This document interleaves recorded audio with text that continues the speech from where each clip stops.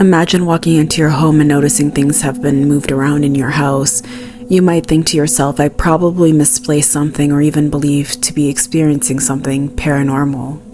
Well, that's what happened to the Bowen family in 1986 in Pepperell, Massachusetts. Tina Bowen, 15, and her sister Karen, 9, would return home from school to find their furniture moved, food missing, and the TV turned on. Sometimes Tina would leave her room and return to discover items moved or vanished. So Tina and Karen began to hold seances because they believed they were contacting their dead mother. Imagine to their surprise when the ghost of their mother replied to their questions by knocking on the walls. The rhythmic knocking even continued throughout the night as they lie in their beds. It got to the point where the girls couldn't even sleep at night. Over time, things would be strewn across the floor, furniture moved. At this time, the girls no longer believed it was their mother, but an evil spirit taunting them. And as if this wasn't enough, there were bone-chilling messages like, "Marry me and I'm in your room, come and find me," scrawled on the wall in mayonnaise and ketchup. Tina and Karen told their father, but he thought they were pranks played by one daughter to the other, or maybe they were watching far too many scary movies. That is, not until December 8th, 1986. The Bowens, along with a friend of Tina and Karen, came home one night to find the radios blaring in the house. The lights turned on and TV with the volume all the way up. Frank walked around the house and was alarmed to see someone had used their toilet. He searched the house only to come face to face with a terrifying home intruder hiding in their wardrobe. The boy was wearing an indigenous-style jacket with makeup caked on his face, and he was holding a hatchet and a steel wrench. He calmly instructed the family to get into a room, and then he locked them in and ran to his hiding spot. Luckily, Tina managed to escape through a window and ran to a neighbor's house to call the police. When police arrived moments later, officers noticed a flicker of light and movement from the second-floor bedroom. Frank Bowen stepped up to the window, calling out for help. Frank was able to lower 2 of the girls out of the window to officers waiting below, and then he jumped out himself. Police looked for the intruder but couldn't find him, leaving them to conclude that he had escaped. Officers found the sliding door leading to the back deck slightly ajar, and police recovered a hatchet and wrench on the ground near the porch steps. The Bowens described the intruder as being anywhere between 17 to 26 years old, with blonde or dark hair and possibly a mustache. They weren't able to describe him well as the assailant was wearing face paint. Since police couldn't find the intruder, they advised the family to leave their home as they continued to investigate. However, after 2 days of being away from the house, Frank was brave enough to step foot into his home.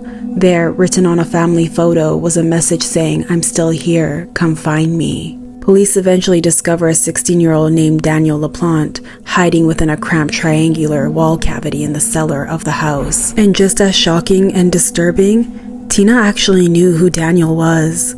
She just hadn't recognized him at first with all the makeup on his face. Daniel and Tina had actually gone out, and he became really obsessed with her. He first called her and claimed to had been given her number by a school friend. He told Tina he was a good-looking blonde with athletic build and was educated. Well, when Daniel went to pick up Tina from a date, she was shocked to see the opposite of what he claimed he was. Her blind date was disheveled, greasy, and not a blonde. Tina found him to be far from attractive. Regardless, Tina let Daniel take her to the local fair.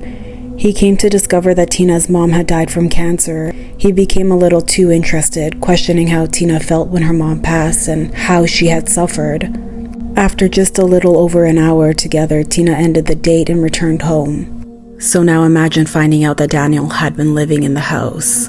The spot which they discovered Daniel had passageways to other areas of the house. There were even peepholes dotted for Daniel to observe Tina from whichever room she was in. Horrifyingly, Daniel was planning on revealing himself to Tina, while dressed as her dead mother, while also wielding a hatchet and wearing a wig. Fortunately, the Bowens were able to escape this lunatic, where others would not be so lucky. On October 1987, Daniel was released from a juvenile detention center when his mom was able to remortgage her home to bail him out. This is an unfortunate situation because while he was awaiting trial, Daniel committed his worst crime yet.